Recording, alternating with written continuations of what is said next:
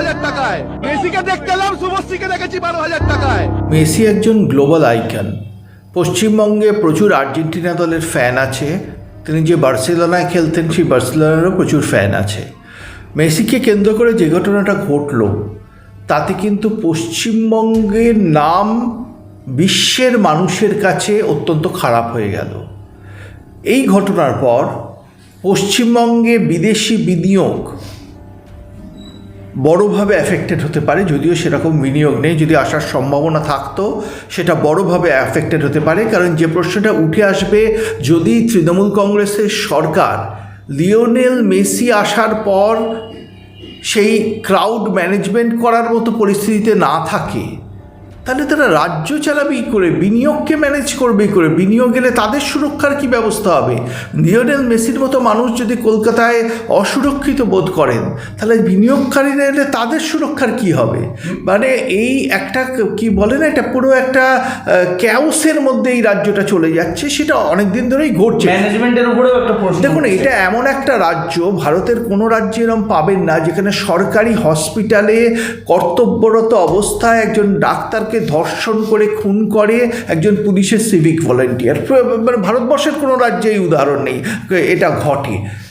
অর্থাৎ এখানে security system, অ্যাডমিনিস্ট্রেশনের কতটা গাফিলতি আছে খুব স্পষ্ট।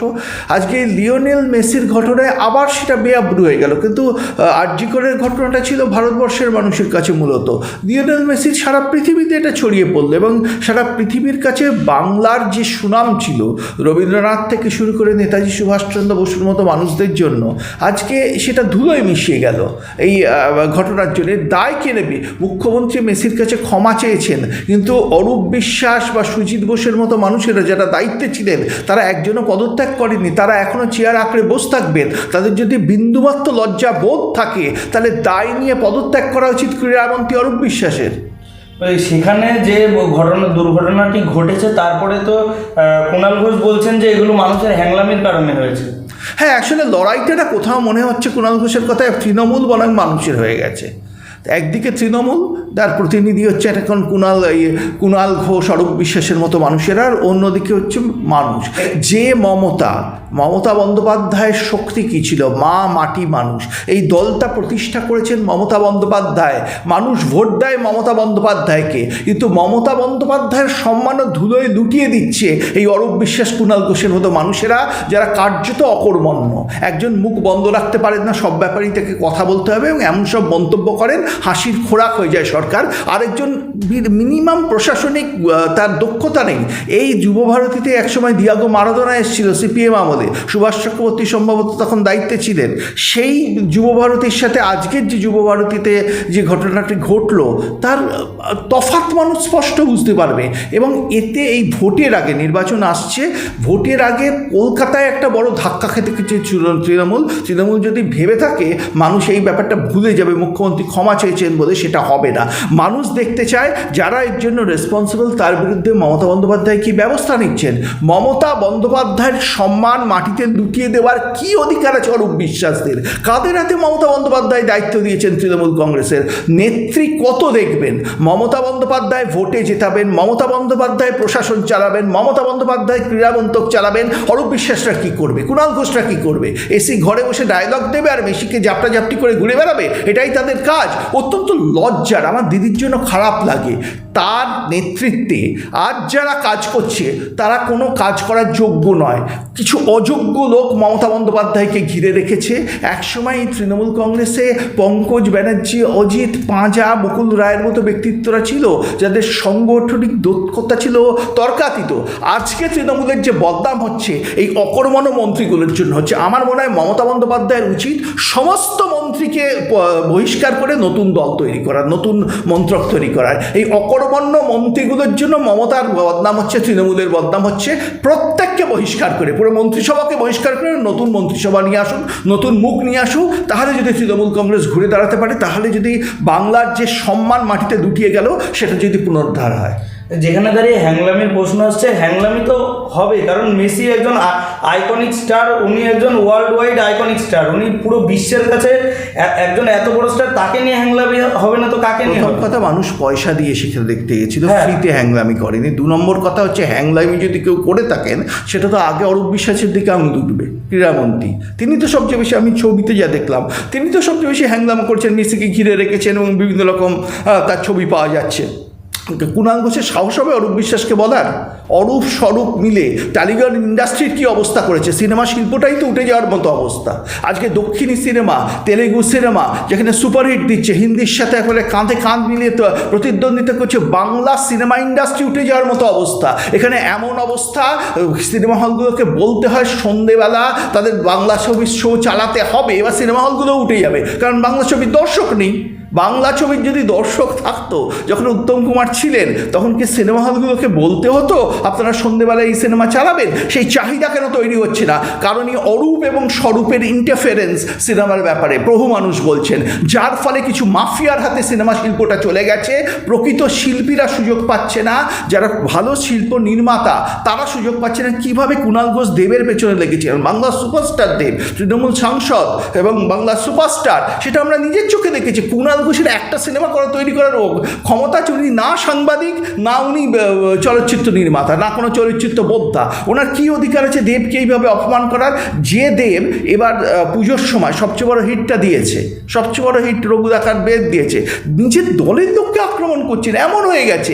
এইসব কুণাল অরূপের জন্য মমতার বদনাম হচ্ছে। আমার খারাপ লাগে দিদির জন্য, দিদির এত পরিশ্রম, সারাদিন মানুষটা পরিশ্রম করেন, কিছু অকর্মণ্য মন্ত্রীদের জন্য তার এই অবস্থা হচ্ছে, বদনাম হচ্ছে। আমার মনে হয় নির্বাচনের আগেই সমস্ত মন্ত্রীদের আজ বহিষ্কার করার সময় এসছে। যারা মমতার সাথে কাজ করার যোগ্যতা নেই তাদের বহিষ্কার করে নতুন দল তৈরি করুক মমতা, নতুন মন্ত্রিত্ব আনুক, নতুন মুখ আনুক, প্রচুর যোগ্য মানুষ আছেন তাদের নিয়ে আসুক, বাংলা একটা নতুন তৃণমূল দেখুক, সেটাই বাংলার ঘুরে দাঁড়ানোর রাস্তা। বলছি, লিওনেল মেসিকে যদি তার শুধু কিছু যদি বডিগার্ড দ্বারা ঘিরে রাখতো, এত লোক যদি ঘিরে না রাখতো, মানুষজন যদি সঠিকভাবে দেখতে পেতো, তাহলে তো এই ঘটনাটাই ঘটতো না। নিশ্চয়ই এই মানে নির্লজ্জতা যেটা বলছেন না, সেটা কুণাল ঘোষ বলতে পাচ্ছেন না হয়তো কোনো কারণে। অরূপ বিশ্বাসদের নির্লজ্জতা, মন্ত্রীদের নির্লজ্জতা, মমতা বন্দ্যোপাধ্যায়ের হিউমিলিটি দেখুন, তিনি কিন্তু ক্ষমা চেয়েছেন মেসির কাছে। অরূপ বিশ্বাস ক্ষমা চেয়েছেন, কুণাল ঘোষ ক্ষমা চেয়েছেন, উল্টে একটা উদ্ধত মন্তব্য করছেন। কুণাল ঘোষ যদি মমতা বন্দ্যোপাধ্যায়ের মতো স্টেচারের মানুষ হচ্ছেন, হাত জোর করে মেসির কাছে ক্ষমা চাইছেন, নেত্রীর পায়ে ধরে তার শেখা উচিত, পায়ের ধুলো নিয়ে তার শেখা উচিত। তৃণমূল কংগ্রেসের বক্তা হওয়ার যোগ্যতা কুণাল ঘোষের নেই, স্পষ্ট ভাষায় বলছি। ওনার মতো মানুষের বিভিন্ন মন্তব্য, একে তো জেল ফেরত আসামি, মানুষ জানে। কুণাল ঘোষ সেদিন এতে ভ্যানে উঠতে গিয়ে মমতাকে কী ভাষায় তিরস্কার করেছিলেন সেটা মানুষ জানে। যারা এরম ইংল্যান্ডের ওয়েদারের মতো তাদের মতামত চেঞ্জ হয়, কালকে গিয়ে আবার তিরস্কার করবেন, এই মানুষগুলোর কোনো বিশ্বাসযোগ্যতা নেই। আজ মমতাকে ঘিরে রেখেছে কিছু নির্লজ্জ এবং অকর্মণ্য মানুষ, কুণাল ঘোষ, অরূপ বিশ্বাসের মতো মানুষের। আমি বারবার বলছি, এর ফলে তৃণমূলের বদনাম হচ্ছে, মমতা বন্দ্যোপাধ্যায়ের বদনাম হচ্ছে, বাংলার বদনাম হচ্ছে। আজকে বাংলার ঘুরে দাঁড়ানোর সময় এসছে। লিওনেল মেসির এই যে ঘটনাটি ঘটলো তাকে কেন্দ্র করে, এটা কিন্তু একটা আই ওপেনার। এরপরও যদি মমতা বন্দ্যোপাধ্যায় প্রকৃত পরিবর্তন না আনেন বাংলায়, তাহলে কিন্তু তৃণমূল ভুগবে ভোটে। শুধুমাত্র যে বাংলার সম্মান গেল তাই নয়, আন্তর্জাতিক স্তরে ভারতেরও সম্মানহানি হলো। নিশ্চয়ই, বাংলা তো ভারতের অংশ, আর আন্তর্জাতিক মিডিয়া তো কোনো দিক থেকে ছেড়ে দেবে না। এটা আন্তর্জাতিক স্তরে ভারতের স্পোর্টস ম্যানেজমেন্ট নিয়ে প্রশ্ন উঠে গেল, ভারতের রাজ্য সরকারগুলো নিয়ে প্রশ্ন উঠে গেল, ভারতে যারা বিনিয়োগকারীরা ভবিষ্যতে বিনিয়োগ করতে চাইবেন। এবং একটা কথা মনে রাখবেন, এর আগে ঠিক কর্ণাটকে যেখানে কংগ্রেস সরকার আছে, একটা ঘটনা হয়েছে, বহু মানুষ মারা গেছেন আরসিবির সেই সেলিব্রেশনে, মনে রাখবেন। একদিকে ব্যাঙ্গালোরের সেদিনের ঘটনা, আজ অন্যদিকে কলকাতায় আজকের ঘটনা। এই দুটি ঘটনা কিন্তু আন্তর্জাতিক স্তরে ভারতের যে সম্মান সেটাকে ধুলোয় মিশিয়ে দিয়েছে।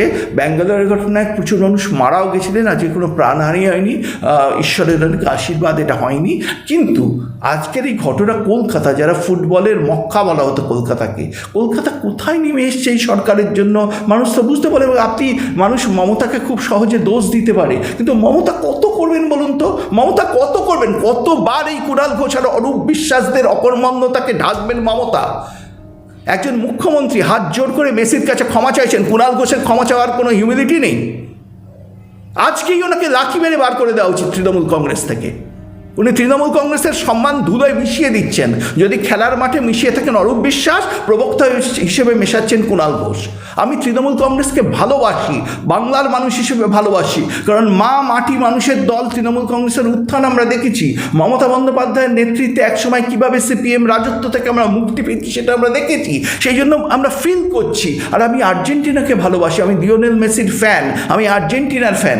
একদিকে বাংলার মানুষ, অন্যদিকে আর্জেন্টিনার ফ্যান, এই দুটো সত্তা থেকে আমি শুধু রাজনৈতিক বিশ্লেষক হিসেবে কথাটা বলছি না। আজকে দিদির জন্য আমার খারাপ লাগছে, মানুষটাকে হাত জোর করে ক্ষমা চাইতে হচ্ছে, নিচে নামতে হচ্ছে এই কুণাল আর অরূপদের জন্য।